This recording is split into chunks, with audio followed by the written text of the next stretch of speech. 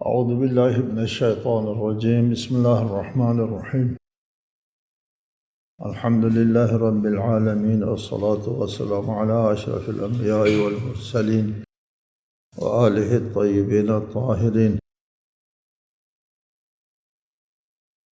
اعوذ باللہ من الشیطان الرجیم یا بنی اقم الصلاة وأمر بالمعروف وانہ عن المنکر واصبر على ما أصابك إن ذلك من عزم الأمور۔ سورہ لقمان آیت 17۔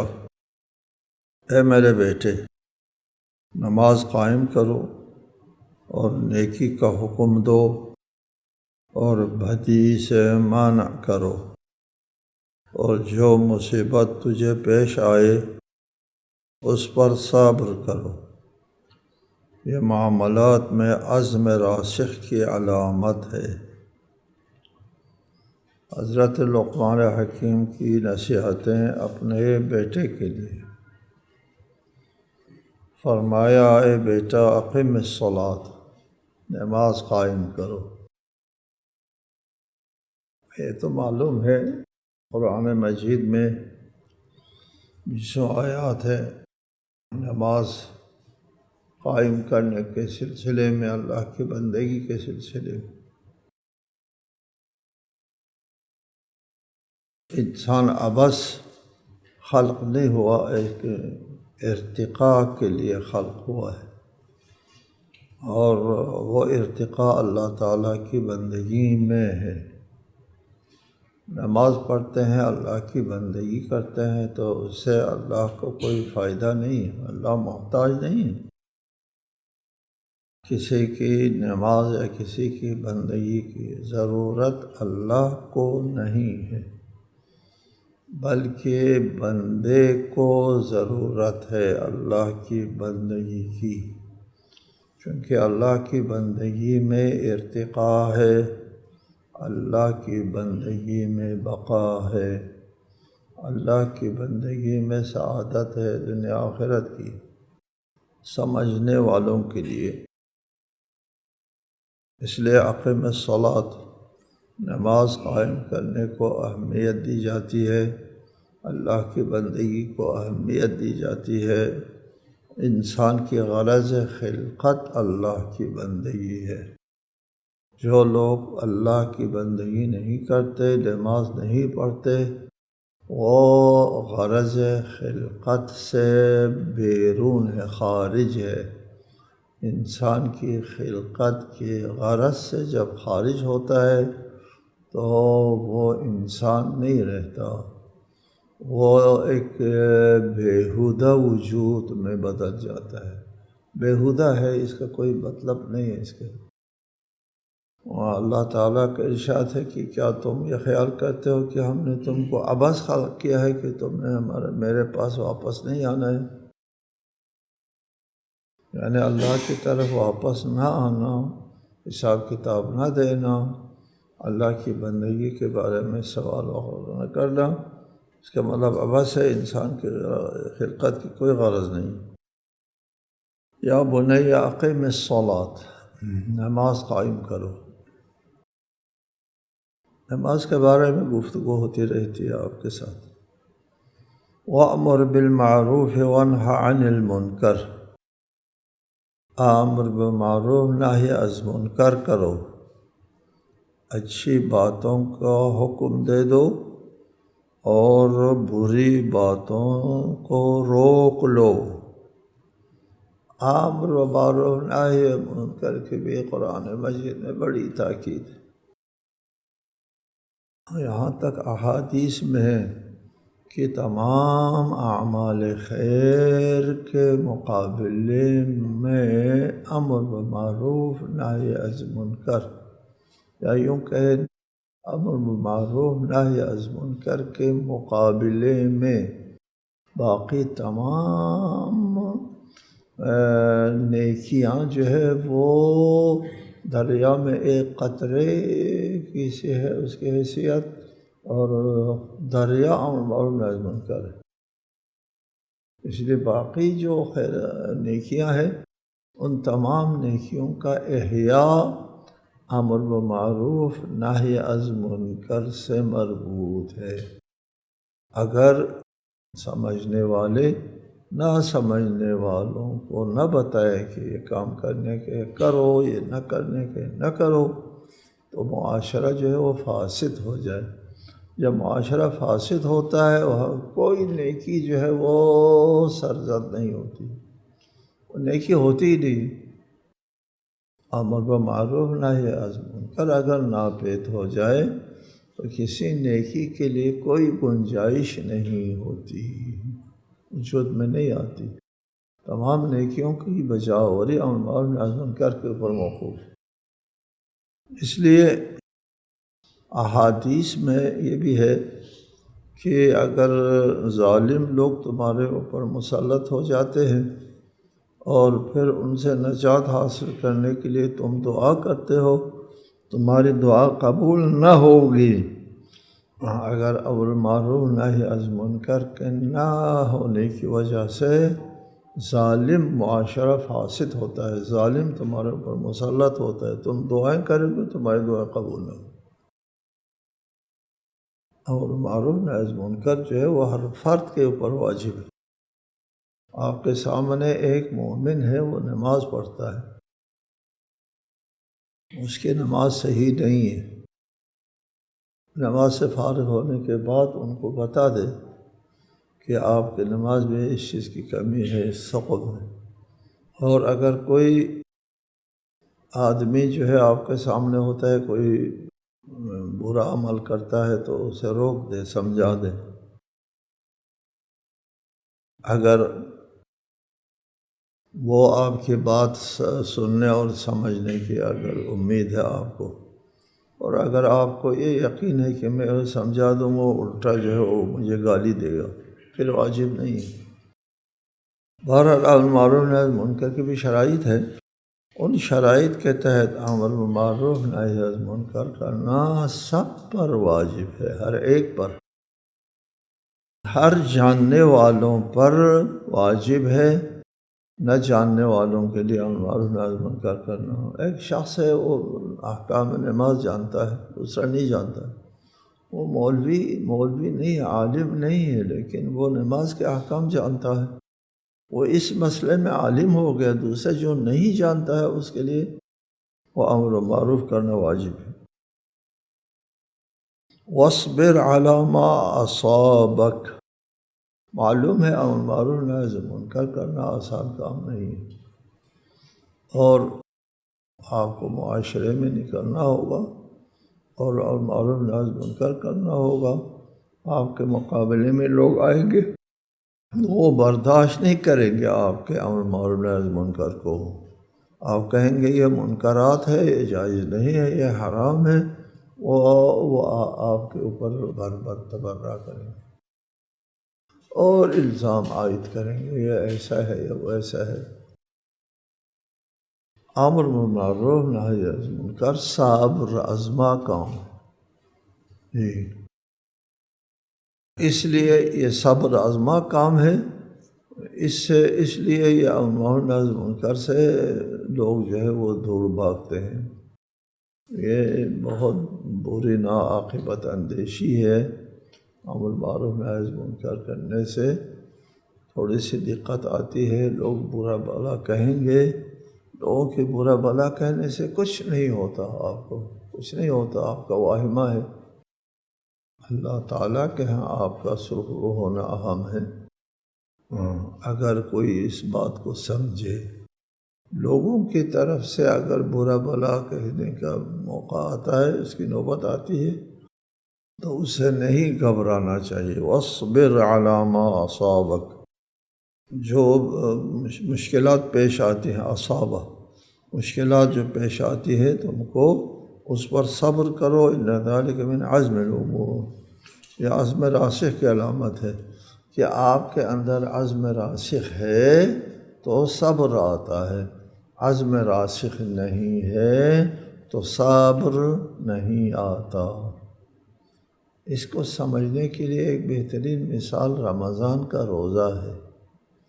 یہ فجر سے لے کر مغرب تک آپ نے کچھ نہ کھانے نہ پینے کا کیا کیا ہے؟ عزم کیا ہے، عزم، جی، غیر متزلزل عزم ہے،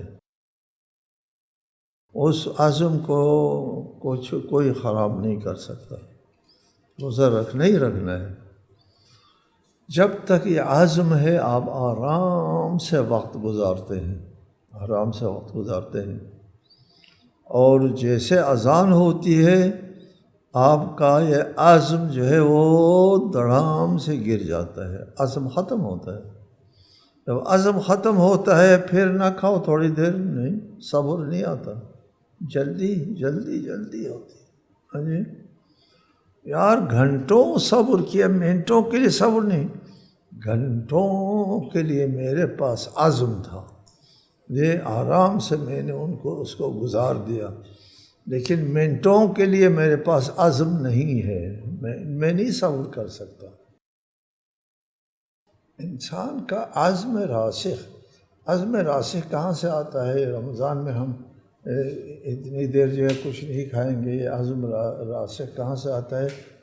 حکم خدا سے آتا ہے، اللہ کا حکم ہے، اللہ کے حکم کی تعمیل کرنا ہے، میرے اوپر واجب ہے، اس واجب کی ادائیگی ضروری ہے، ورنہ عذاب آئے گا، مبتلا ہو جاؤں گا۔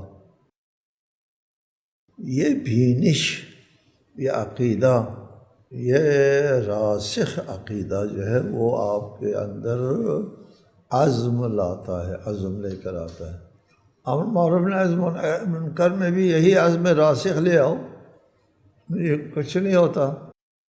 پتہ ہے آپ کو رمضان میں پیاس لگنا ہوتا ہے، بھوک ہے، اور ہوا بھی گرم ہے وغیرہ وغیرہ، سب کا پتہ ہے، اس کے باوجود ایسا ہوگا ویسے ہوگا، اس کے باوجود آپ عزم کرتے ہیں۔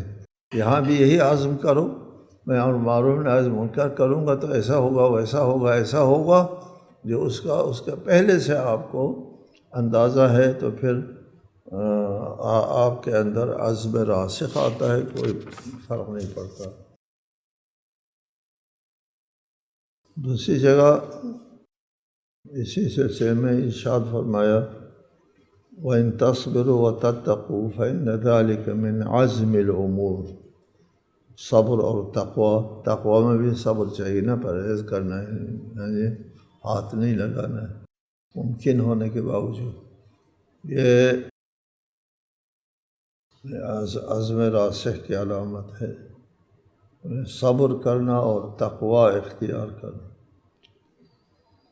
وَلَا تُسَعِّرْ خَدَّكَ لِلنَّاسِ وَلَا تَمْشِ فِي الْأَرْضِ مَرَحًا إِنَّ اللَّهَ لَا يُحِبُّ كُلَّ مُخْتَالٍ فَخُورٍ۔ اور لوگوں سے غرور و تکبر سے رخ نہ پھیرا کرو، اور زمین پر اکڑ کر نہ چلا کرو، اللہ کسی اترانے والے خود پسند کو دوست نہیں رکھتا۔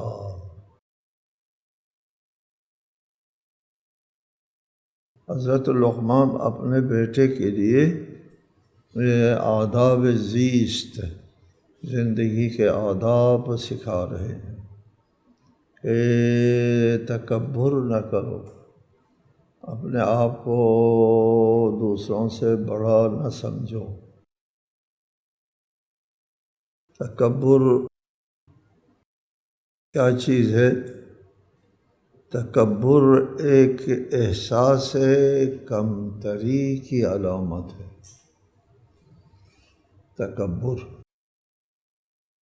تکبر کسے کہتے ہیں؟ یہ کہ فلانی سے میں بڑا ہوں، فلاں سے میں افضل ہوں، فلاں سے میں زیادہ لائق ہوں، اور اس قسم کی جو فلاں سے نسبت، اس سے اپنے آپ کو بڑا سمجھنا تکبر ہے۔ لیکن میں انسان ہوں، میں جانور نہیں ہوں، میں اللہ کے عظیم مخلوق ہوں اپنی جگہ، کسی اور سے نہیں۔ اس کو تکبر نہیں کہتے، اس کو معرفت نفس کہتے ہیں، اپنے آپ کو پہچان لو تو خود کون ہے۔ جب آپ اپنا وہ اپنی پہچان شروع کریں گے تو پھر آپ کو اپنی بڑائی سمجھ میں آ جائے گی اس کائنات میں انسان ہوں، انسان ہونے کی وجہ سے میں اشرف مخلوقات ہوں، کسی اور سے بہتر نہیں، خود اپنی جگہ بہتر ہوں، باقی سارا انسان ہے وہ سب کی بات کرتا ہے۔ یہ تکبر نہیں ہے، تکبر یہ ہے کہ فلاں سے میں بہتر ہوں، افضل ہوں، لائق ہوں۔ یہ احساس کیوں آتا ہے فلاں سے میں افضل ہوں، بہتر ہوں؟ یہ اس وقت احساس آتا ہے، تکبر کرنا، اپنے آپ کو بڑا سمجھنا، یہ اس کے اندر احساس کمتری ہے۔ یہ بیچارہ اپنے آپ کو نالائق سمجھتا ہے۔ اس نالائقی کا جو احساس ہے وجدان کے اندر، اس کے وجدان کے اندر جو احساس نالائقی ہے، اس کو جبران کرنے کے لیے ایک سعی لا حاصل ہے تکبر۔ اس نقص کو جبران کرنے کے لیے سعی لا حاصل ہے۔ تکبر کرنے والا وہ اپنے آپ کو بڑا سمجھتا ہے، لیکن ہوتا وہ آدمی دوسروں سے چھوٹا ہے۔ جی، اس لیے کہ جو تکبر کرتا ہے وہ لوگوں کی نظر میں بڑا نہیں ہوتا، چھوٹا ہوتا ہے، اور اس شخص کے اندر جو ہے وہ کوئی خوبی رہتی نہیں، اگر ہے تو بھی ختم ہو جاتی ہے تکبر کی وجہ سے۔ وَلَا تُسَعِّرْ، اور خد کا اپنا رخ نہ پھیرا کرو تکبر سے، یوں جی یوں کہتے ہیں تکبر سے، ایسا نہ کیا کرو۔ وَلَا تَمْشِ فِي الْأَرْضِ مَرَحًا، اور زمین پر اکڑ کر نہ چلا کرو۔ انسان کی چال جو ہے وہ بھی اس کی شخصیت کی آئینہ دار ہے۔ چال انسان کس طرح چلتا ہے؟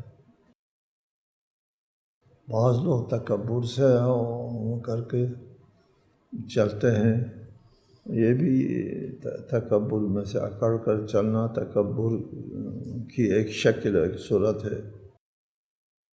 چال بھی انسان کی شخصیت کے آئینہ دار ہے۔ آپ جیسے چلتے ہیں ایسے ہی آپ کی شخصیت ہوتی ہے۔ اور اس میں آگے بھی اس کا ذکر آتا ہے، وَلَا تَمْشِ فِي الْأَرْضِ مَرَحًا، اور زمین پر اکڑ کر نہ چلا کرو، فروتنی کے ساتھ، تواضع کے ساتھ چلا کرو۔ ان اللہ لا يحب كل مختال فخور، اللہ ہر مختال، خطل، اترانے کو، ناز کرنے والا، اپنے اوپر ناز کرنے والا جو ہے اس کو اللہ تعالیٰ فخور، فخر، خود پسند، اپنے اوپر ناز کرنا، اترانا، اس کو ہم لوگ اترانا کہتے ہیں، اپنے اوپر ناز کرنا، اور خود پسند کو اللہ دوست نہیں رکھتا۔ یہ ساری باتیں جو ہے وہ انسان کی بری خاصیت ہے، اس کے شخصیت کے اندر نقص ہے، وہ کسی اچھے شخصیت کا مالک نہیں ہے۔ تو اس کی علامت یہی ہے کہ وہ تکبر کرتا ہے، اور چلنے چال میں بھی وہ اکڑ کے چلتا ہے، اور اپنے اوپر خود جو ہے وہ ناز کرتا ہے۔ وَاقْصِدْ فِي مَشْيِكَ وَاغْضُضْ مِنْ صَوْتِكَ إِنَّ أَنْكَرَ الْأَصْوَاتِ لَصَوْتُ الْحَمِيرِ، اور اپنی چال میں اعتدال رکھو، اور اپنے آواز نیچی رکھ، یقیناً آوازوں میں سب سے بری آواز گدھے کی ہے۔ وَاقْصِدْ، اقتصد یقتصد، وقصد بمیانہ روی کو کہتے ہیں، یہ اعتدال رکھنا، نہ زیادہ غرور و تکبر سے چلو، نہ انتہائی ذلیل خاری سے چلو کہ لوگ مزہ ہو رہے ہیں، دیکھو کیسے چلتا ہے۔ وقصد یعنی میانہ روی، اعتدال رکھو اپنے مشی میں۔ اعتدال ہر چیز میں مطلوب ہے، ہر چیز میں، تقریباً تمام چیزوں میں اعتدال کو بہت ایک پسندیدہ چیز ہے اعتدال۔ آپ کے لیے مال خرچ کرنے کے سلسلے میں بھی ہے، نہ اسراف کرو نہ کنجوسی کرو، بلکہ دونوں کے درمیان آیت ہے، ایک راستہ اختیار کرو، اعتدال اختیار کرو۔ وقصد فی مشیک، اپنے چال میں اعتدال رکھو۔ واغضض من صوتک، اپنے آواز نیچی رکھو، آواز بلند نہ کرو۔ بلند آواز میں چیخ کر بات کرنا بری بات ہوتی ہے۔ مثال ہے ان انکر الاصوات لصوت الحمیر، گدھے کی آواز سب سے بدتر آواز کیوں ہے؟ اس لیے کہ اس کی آواز بہت اونچی ہوتی ہے۔ ایک اور جگہ پہ عباد الرحمن الذین یمشون علی الارض ہونا، اللہ کے نیک بندے وہ ہے جو زمین کے اوپر جو دبے پاؤں چلتے ہیں، ہونا آرام سے چلتے ہیں۔ حدیث میں ہے سرعت المشی تذہب بہاء المؤمن، تیز چلنے سے مومن کا وقار چلا جاتا ہے۔ بہت تیز چلنے سے آپ بے وقار ہو جاتے ہیں، آرام سے چلا کریں۔ واغضض من صوتک، اور اپنے آواز کو دھیمی رکھے، اونچی آواز میں بات نہ کریں۔ اونچی آواز میں بات کرنا خلاف آداب ہے، آپ کی شخصیت کے منافی ہے۔ اور مثال دی ہے اللہ تعالیٰ نے، گدھے کی مثال دی ہے، کیونکہ یہ گدھے کی آواز میں کراہت اونچی ہونا ہے اور کوئی چیز نہیں ہے۔ آواز کا اونچی آواز میں بولنا جو ہے یہ خلاف آداب ہے۔ رسالۃ مآب صلی اللہ علیہ وآلہ وسلم کے ساتھ ایک واقعہ پیش آیا تھا، جب آپ آخری مرض میں تھے، اس وقت گھر میں کافی لوگ بیٹھے ہوئے تھے۔ آپ نے کہا تھا کہ مجھے قلم دوات دے دو، میں ایک چیز لکھوں، اس کے بعد تم گمراہ نہ ہوں گے۔ تو کچھ لوگوں نے کہا نہیں، ابھی بیماری کے حالت میں باتیں کرتا ہے، ان باتوں کے اوپر عمل نہ کرو۔ بعض لوگوں نے کہا نہیں، رسول اللہ ہے، رسول اللہ جو ہے وہ وحی کے مطابق بات کرتا ہے، اللہ کے حکم کے مطابق بات کرتا ہے، اور بیماری کی وجہ سے لا یعنی بات نہیں کرتا۔ کچھ لوگوں نے کہا بیماری کی وجہ سے لا یعنی باتیں کرتا ہے۔ ان الرجل لیہجر کہا تھا۔ پھر آواز بلند ہو گئی لوگوں کی، ایک دوسرے کے ساتھ نام آواز بلند ہو گئی۔ اس وقت دیکھو نا، آواز بلند آواز میں، رسول اللہ بیمار ہے، بستر پر ہے، اور اس وقت شور مچتا ہے ادھر لوگوں میں۔ تو رسالہ مآب نے بھی فرمایا قوموا عنی، نکل جاؤ میرے پاس۔ یہ قوموا عنی جو ہے رسالہ مآب نے فرمایا ہے، یہ روایت مستند کتابوں میں موجود ہے۔ بخاری کتاب العلم، باب کتابۃ العلم میں موجود ہے، رسول اللہ نے فرمایا تھا قوموا عنی، میرے پاس سے اٹھ کے جاؤ۔ کیوں فرمایا قوموا عنی؟ کیوں فرمایا؟ اس لیے فرمایا کہ یہ بلند آواز میں شور مچایا تھا، رسالہ مآب کے پاس شور مچایا تھا۔ قرآن مجید میں ایک آیت ہے، اس پر غور کرنے سے تعجب ہوتا ہے کہ یا ایھا الذین آمنو، اے ایمان والو، اے مومنو، غیر مومن سے سروکار نہیں، یہاں پر ایمان والوں سے سروکار ہے۔ اے ایمان والو، لا ترفعوا اصواتکم فوق صوت النبی، رسول اللہ کے آواز کے اوپر اپنے آواز کو اونچی نہ کرو، ولا تجہروا لہ بالقول، اور اس کے ساتھ اونچی آواز میں بات نہ کرو، اونچی آواز میں، کجہر بعضکم ببعض لبعض، جس طرح تم ایک دوسرے کے ساتھ اونچی آواز میں بات کرتے ہو۔